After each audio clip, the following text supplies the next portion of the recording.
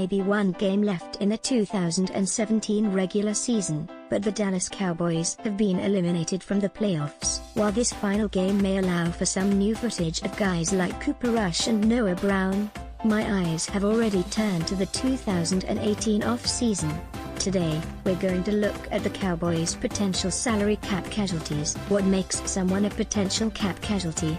First and foremost, the amount that a player is scheduled to count against the salary cap would have to exceed the amount of dead money remaining on the contract.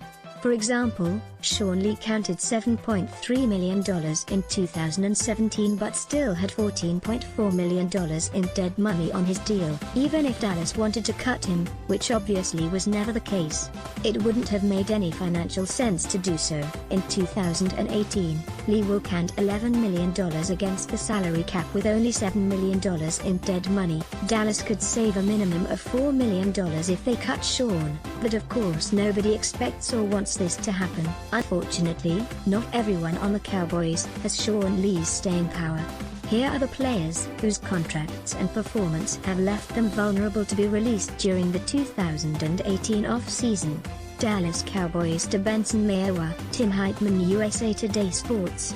Benson Mayowa 2018 cap hit, $3.85 million dead money, $1.1 million cap savings, $2.75 million. This is a likely move given Benson Mayowa's decreased role in 2017, while he led the Cowboys in sacks last season. 6. Mayowa was dwarfed this year by the rise of DeMarcus Lawrence and David Irving, plus the first-round selection of Taco Charlton. Not only are these players all likely to return in 2018, but we may finally see Randy Gregory back in a Cowboys uniform. If Gregory is reinstated by the NFL and still able to play, he would immediately take over the role Mayowa has now as a weak side pass rusher and rotational player.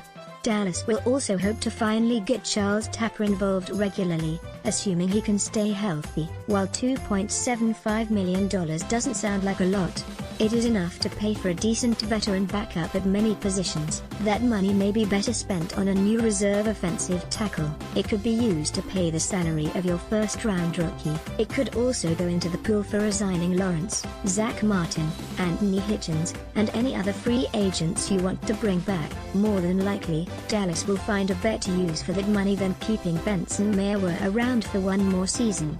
He's been a decent rotation player, but younger and better options have passed him by. Dallas Cowboys. James Hanna. James Hanna 2018 cap hit, $3.5 million dead money, $750,000 cap savings, $2.75 million. A strong blocker who occasionally flashes in the passing game, James Hanna may have played his final season in Dallas. He turns 29 in July and his younger players pushing in, like Jeff Swime and Rico Gathers. Not only does James have to worry about the young guys behind him, but the offseason could bring changes at the top of the depth chart. Dallas may be looking to add more explosiveness to the offense by signing or drafting a new receiving option. If Jason Witten is still around, as most expect him to be, then that would push Hanna down the depth chart.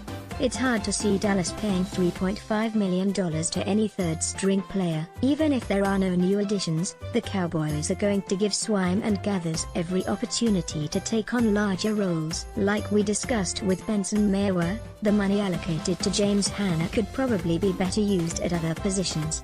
Dallas Cowboys. CB Orlando Scandrick. CB Orlando Scandrick 2018 cap hit, $5.28 million dead money, $3.88 million cap savings, $1.4 million.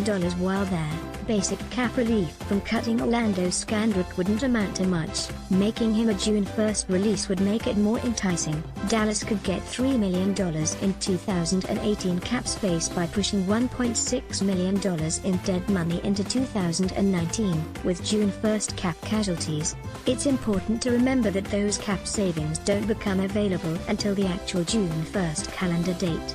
That means you can't use the money during the major free agency period beginning in March. However, that money can be used to